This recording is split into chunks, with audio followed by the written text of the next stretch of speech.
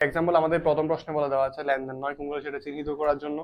তো কোনগুলো লেনদেন নয়, যেগুলো আর্থিক অবস্থা কোনো পরিবর্তন হয় না। তো এখানে আমরা প্রথমে পেয়েছি আমরা যেটা ম্যানেজার নিয়োগ দেওয়া। ম্যানেজার নিয়োগ দিলে আমাদের কোনো আর্থিক অবস্থা বর্তমানে কোনো পরিবর্তন হয় না, কারণ ওকে এখনো বেতন দেওয়া হয়নি, ওই জন্য কোনো আর্থিক অবস্থার আমাদের পরিবর্তন হয় না। তারপর একটা আছে বিক্রয় চুক্তি সম্পাদন করছে। বিক্রয় চুক্তি সম্পাদন করছে, এটা কোনো আর্থিক অবস্থা কোনো পরিবর্তন হবে না, এখনো চুক্তি করা হয়েছে কিন্তু বিক্রয় করা হয়নি, ওই জন্য এটা কোনো আমাদের আর্থিক অবস্থার কোনো পরিবর্তন আনবে না। তো এটা গেল প্রথম ক নাম্বার। তারপর খ নাম্বারে কি বলা হয়েছে? ক নাম্বারে বলা হয়েছে হিসাব সমীকরণের সাহায্য ব্যাখ্যা করতে লেনদেন, তা হিসাব সমীকরণের সাহায্য ব্যাখ্যা করতে যে ঘটনাগুলো লেনদেন। তারপর হিসাব সমীকরণের মধ্যে ব্যাখ্যা করব কোনগুলা লেনদেন, ওই দুইটা ছাড়া বাকিগুলা আমাদের জন্য লেনদেন। তো প্রথমটা হচ্ছে বিনিয়োগের মাধ্যমে ব্যবসা 250 টাকা নগদ টাকা বিনিয়োগ করে ব্যবসা শুরু করছে। তাহলে নগদ টাকা যখন আমাদের ব্যবসা শুরু করবে তখন আমাদের প্রথমটা হলো লেনদেন হবে, তাহলে এটা লেনদেন বলা যায়। তাহলে এটা আমাদেরকে প্রথমে ক্রমিক নং দিয়ে করতে হবে, এটা চার্ট সুন্দর করে করতে হবে। ক্রমিক নং, সরি, ক্রমিক নং। তারপর রয়েছে তোমাদের লেনদেন কিনা সেটা,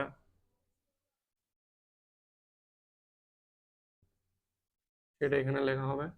তারপর রয়েছে হিসাব সমীকরণের ব্যাখ্যাটা, হিসাব সমীকরণের ব্যাখ্যা। তাহলে এটা সুন্দর করে গড় করতে হবে। তো এখানে প্রথমে যেটা ক্রমিক নং 1 নম্বরে আছে, তারপর সেটা আমাদের লেনদেন হবে, সেটা লেনদেন আমরা এভাবে লিখে দেব। তারপর রয়েছে তো আমাদের লেনদেনটা এরকম, বিনিয়োগের মাধ্যমে ব্যবসা শুরু করছে, তাহলে বিনিয়োগের মাধ্যমে ব্যবসা শুরু করলে আমাদের সম্পদ বৃদ্ধি পাবে, যেহেতু নগদ টাকা আসছে ব্যবসায়, তাহলে আয় বৃদ্ধি পাবে। তাহলে উপাদান আয় বৃদ্ধি এবং উই পরিবর্তন হয়েছে। উই মানে হচ্ছে কি ওনার সিকিউরিটি বা মালিকানা সত্ত্ব বৃদ্ধি পেয়েছে, তাহলে এটা মালিকানা সত্ত্ব বৃদ্ধি পেয়েছে।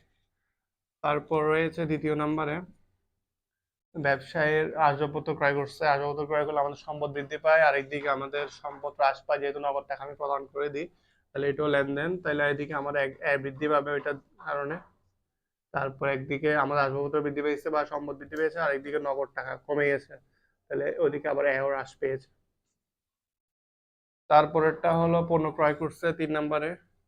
3 নম্বরে পণ্য ক্রয়, সেটাও লেনদেন হবে। তাহলে এটা ক্রয় করলে আমার একদিকে আমার এটা খরচ, তাহলে ব্যয় বৃদ্ধি পেয়েছে, ব্যয় বৃদ্ধি পাইলে আমাদের ওই বৃদ্ধি, আর নগদ টাকা যেহেতু আমি প্রদান করছি, সরি, ওই হ্রাস, খরচ হলে ওই হ্রাস, আর এ হ্রাস যেহেতু আমার নগদ টাকা চলে গেছে। তারপর ম্যানেজার নিয়োগ, সেটা লেনদেন হবে না। বিজ্ঞাপন প্রদান করছে, তাহলে বিজ্ঞাপন যেটা প্রদান করছে তাহলে ওটা লেনদেন, ওটা খরচ আমার জন্য, তাহলে এটা নগদ টাকা বা এর হ্রাস পাবে, নগদ টাকা যেহেতু কমে যাবে। আর এটা খরচ হয়েছে বিজ্ঞাপনের কারণে, এটা আমার জন্য ওই বা ওনার সিকিউরিটিও হ্রাস পেয়ে যাবে। তাহলে এটা হলো 3 নম্বরের খ নম্বরের আনসার। এখন আমরা গ নম্বরের প্রশ্নটা, আধুনিক দৃষ্টিকোণ থেকে হিসাবের সাথে জড়িত খাতগুলা, তা আধুনিক দৃষ্টিকোণে হিসাবের সাথে আমরা জড়িত খাতগুলা আলোচনা করব। তাহলে গ নম্বরে আমাদের হিসাবের খাতগুলো আমাদের চিহ্নিত করতে হবে। তো প্রথম লেনদেন হচ্ছে আমাদের নগদ, প্রথম যেটা লেনদেন পেয়েছিলাম সেটা নগদান হিসাব ডেবিট হয়, যেহেতু নগদ টাকা বাড়ছে, আর মূলধন হিসাব ক্রেডিট হয়েছে। তাহলে নগদ হচ্ছে আমাদের জন্য সম্পদ হিসাবে শ্রেণী, শ্রেণীগুলা আমরা আলোচনা করবো, হিসাবে শ্রেণী বিভাগ। তাহলে এখানে আমার নগদ টাকা যেহেতু বেড়েছে, তাহলে আমার সম্পদ, এটা সম্পদ হিসেবে ধরা যায়, আর এটা হলো আমার মালিকানা সত্ত্ব।